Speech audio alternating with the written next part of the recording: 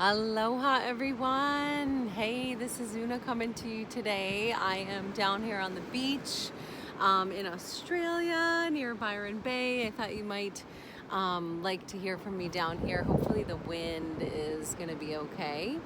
I am a good friend of Jinju and Nova's.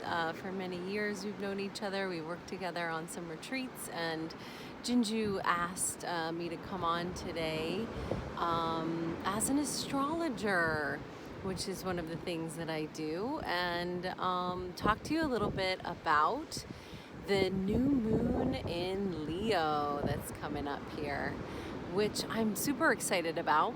It's coming up August 18th, I believe 7:42 p.m. Pacific time. And you know, of all the new moons of the year, I have to say this one actually feels very potent and very alive and very magic, of course. But I mean that seriously. The last couple moons have been eclipses and they've been really intense. And then all the moons from January on, we were dealing with a lot of the Saturn Pluto conjunction and a lot of intensity, honestly, with COVID and everything going on. So this new moon to me actually feels a bit like a fresh air. It feels like a doorway, an opening. And we do have a little bit of time here that feels like, you know, if there's something we're really wanting to do or wanting to manifest, or something we're passionate about, or a creative project that we have on our mind, you know, right now and through this moon cycle is actually a very potent time, especially the next 2 weeks or so, that we could really initiate some projects or initiate some action in some of the areas of our lives that are important to us. And the reason why I say that, a couple things. So the first thing is, we all know new moons, or most of us know, this is when the moon and the sun are in the same sign. And so the new moon occurs 26 degrees. So the moon and the sun are at 26 Leo. And then we also have Mercury here. So Mercury is just a couple degrees ahead. It's also in a conjunction. And so this is the sun, this is the radiance, the moon, this is our emotions, and then Mercury, this is how we talk and communicate and engage with the world.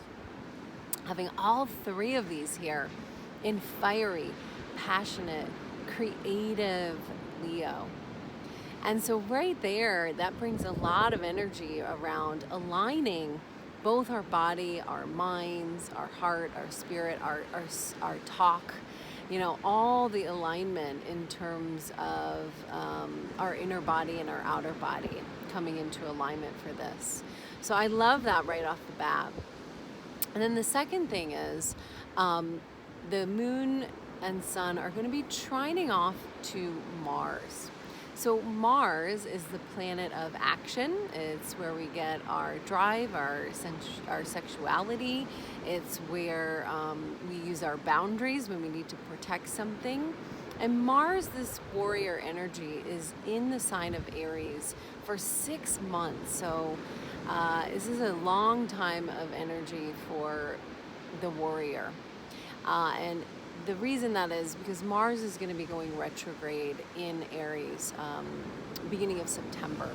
So we want to kind of use this doorway and use the initiation energy and the action energy of this trine that Mars is making to this new moon to initiate action on some of the Leo things. These would be our passion projects, our creative energy, the things that really mean something to us in our heart over especially the next couple weeks before Mars goes retrograde.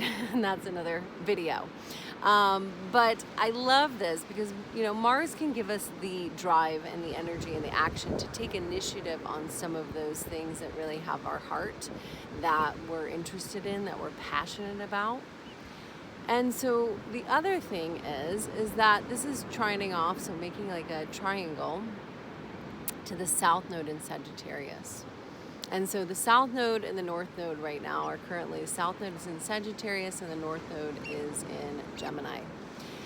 With the south node in Sag, this is what we're letting go of. This is what we're releasing. So we need to work on releasing the stories or beliefs that we have about what is true about us or our passion projects or the action that we need to take. So we cannot get stuck in seeing things a certain way. Instead, we really need to come into the possibility of Gemini, into the connection and the collaboration and the curiosity, and be open to doing it differently, be open to doing it in a new way, being open to do it with others, to talk about it, to connect about it, to do it online, to do it in a different way, and not get stuck in our old belief systems. And I know we all have them, the fear and the doubt and the story and the not enough and all that stuff. This new moon, I think, is very potent with this trine and this triangle. It's a grand fire trine that is really activating this energy of releasing the story, whatever that is, that's keeping you from taking action on your passion, your goal, your creative energy, and where that wants to take you. And I do just want to say, there is another piece to this, which is Mars is squaring off to Saturn and Pluto. And this is a whole other topic, but this is a conjunction that happened at the beginning of the year. And the last time that it happened in Capricorn was in the 1500s. So this is a major deal for everyone on planet Earth. It has a lot to do with the COVID situation, and it's often associated with plagues. And when plagues show up on planet Earth, Saturn and Pluto often are in conjunction. So the good thing is this has happened before, and it'll happen again, and it'll all pass, and we will survive and we'll make it through.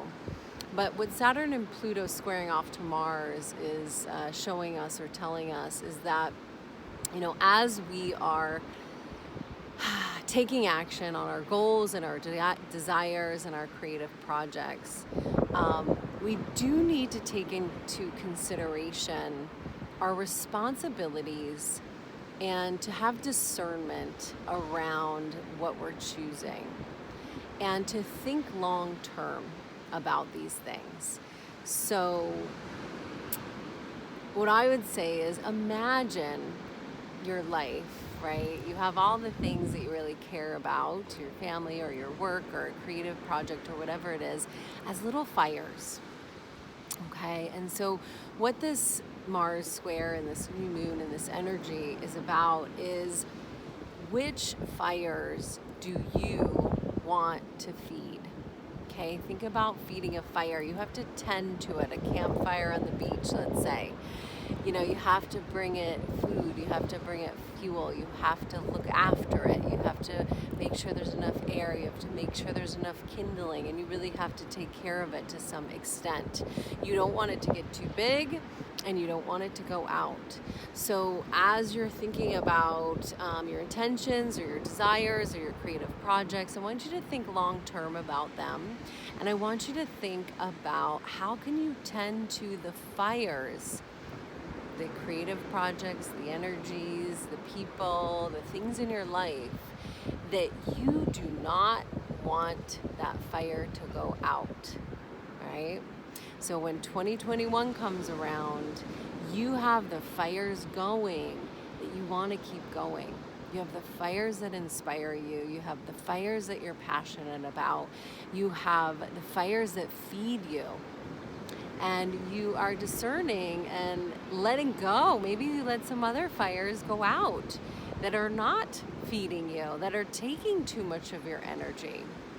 So it is important that, again, that you have this type of discernment and this awareness about which fires am I feeding on this new moon.